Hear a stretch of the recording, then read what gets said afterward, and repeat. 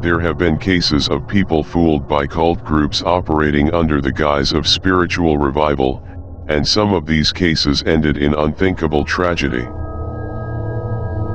One of them was the cult group that was called Heaven's Gate, with venerated leaders who were able to convince people to follow their cause by selling the idea that the Hale-Bopp comet, which was first observed on July 23, 1995, would allow the Heaven's Gate members to escape to far regions of the galaxy.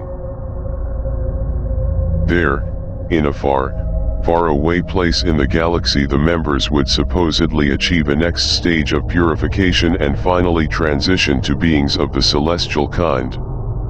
And that's because the Heaven's Gate cult group believed that the Hale-Bopp comet was actually concealing an alien spacecraft, and that spacecraft was their ticket to a better afterlife. Observations of the Hale-Bopp comet in its orbit would show an enormous amount of dust production. When Heaven's Gate's members studied the comet, however, they found an anomaly in the comet, which they believed to be a spacecraft that was tailing the comet itself. They hatched a crazy plan to commit ritual suicide, thinking that their souls would be transported to the spacecraft after they die. The arrival of the comet was their only chance to go to a better place in the cosmos via the anomaly that they thought was an actual spacecraft. And the only way for them to do that was to commit suicide and become celestial beings that would easily be transported to the spacecraft flying along with the Hale-Bopp comet. The Heaven's Gate leaders were Marshall Applewhite and Bonnie Lou Nettles. Applewhite grew up a Presbyterian but later in life became involved in mysticism. He suffered from depression. He met Nettles at the time when he was still reeling from the effects of his condition. Nettles influenced Applewhite to study extraterrestrials, telling him that their meeting had been preordained by alien beings. They later on traveled together to teach people about their beliefs. Their main claim was they were the two people mentioned in the Book of Revelations that would witness the end of times, often referring to themselves as the two. Their followers also refer to them as Bo and Peep.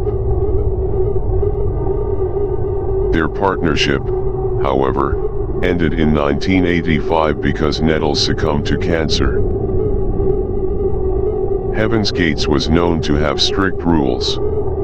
The group believed that asexuality was a spiritual requirement, and surgical castration was an option offered to members of because the members held strong beliefs about asexuality. And one other thing, they believed that they were on a path to becoming genderless angels. Applewhite and 7 other Heaven's Gate members even went as far as going to Mexico in search of a surgeon in the country that would agree to performing surgical castration on Heaven's Gate's members.